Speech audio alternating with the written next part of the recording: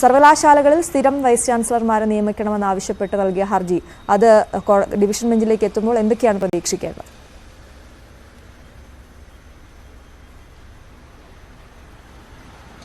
Very good morning Aswathy. സർവകലാശാലകളിൽ സ്ഥിരമായിട്ടുള്ള VC നിയമനം ആവശ്യപ്പെട്ടുള്ള ഹർജിയാണ് ഇന്ന് ഹൈക്കോടതിയിൽ പ്രധാനമായും എത്തുന്നത്. തിരുവനന്തപുരം യൂണിവേഴ്സിറ്റിയിലെ കോളേജ് അധ്യാപികയായിരുന്ന ഡോക്ടർ മേരി ജോർജാണ് ഇത്തരത്തിലൊരു ആവശ്യവുമായി ഹൈക്കോടതിയെ സമീപിച്ചിരിക്കുന്നത്. ഇതിൽ പ്രധാനമായും പറയുന്നത് Kerala MG CUSAT Kannur KTU Malayalam agriculture fisheries നിയമന സർവകലാശാലകളിൽ സ്ഥിരം VCയെ നിയമിക്കണമെന്നാണ് ആവശ്യപ്പെട്ടിരിക്കുന്നത്. ഇതിൽ KTU നിയമപ്രകാരം 6 മാസത്തിൽ കൂടുതൽ ഒരു VC ഉണ്ടാകാൻ പാടില്ല എന്നുള്ളൊരു നിയമം നിലനിൽക്കെ ഇതിൽ KTUവിൽ 1 വർഷമായി ഒരു താൽക്കാലിക VC നിയമനം തുടരുന്നു എന്നൊരു ആക്ഷേപം ചൂണ്ടിക്കാട്ടിയായിരുന്നു ഇത്തരത്തിലൊരു ഹർജി നൽകിയിരിക്കുന്നത്. എന്തായാലും സ്ഥിരമായിട്ടുള്ള VC നിയമനം ആവശ്യപ്പെട്ടുകൊണ്ടുള്ള ഹർജി ഇന്ന് കോടതിയിൽ പരിഗണിക്കുകയാണ്. UGC ചട്ടപ്രകാരം സെർച്ച് കമ്മിറ്റി രൂപീകരിച്ച് VC നിയമനങ്ങൾ നടത്താൻ ഗവർണർക്കും അതോടൊപ്പം തന്നെ ന്യൂവാൾ ചാൻസലറായ ചീഫ് ജസ്റ്റിസിനും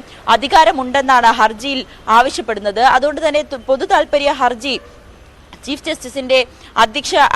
ജസ്റ്റിസ് അധ്യക്ഷനായ ബെഞ്ച് പരിഗണിക്കേണ്ടതുണ്ടെന്നും ന്യൂവാൾ ചാൻസലർ എന്ന നിലയിൽ ഹൈക്കോടതി ചീഫ് ജസ്റ്റിസ് എതിർകക്ഷിയായ ഈ ഒരു കേസിൽ ജസ്റ്റിസുമാരായ മുഹമ്മദ് മുഷ്താഫ്, ശോഭ അന്നമ്മ ഈപ്പൻ എന്നിവർ ചേർന്നുള്ള ഡിവിഷൻ ബെഞ്ചായിരിക്കും ഈ ഹർജി പരിഗണിക്കുക. എന്തായാലും ഇന്ന് ഉറ്റുനോക്കുന്ന ഒരു വാർത്ത കൂടിയാണ്. ഈ ഗവർണറുടെ ഈ VC നിയമനവുമായി ബന്ധപ്പെട്ടുള്ള പല വിവാദങ്ങളും നിലനിൽക്കെ ഈ ഒരു ഹർജി ഇന്ന് പരിഗണിക്കുമ്പോൾ ഏറെ ശ്രദ്ധയോടെയാണ് ആ ഹർജിയെ വീക്ഷിക്കുന്നത്.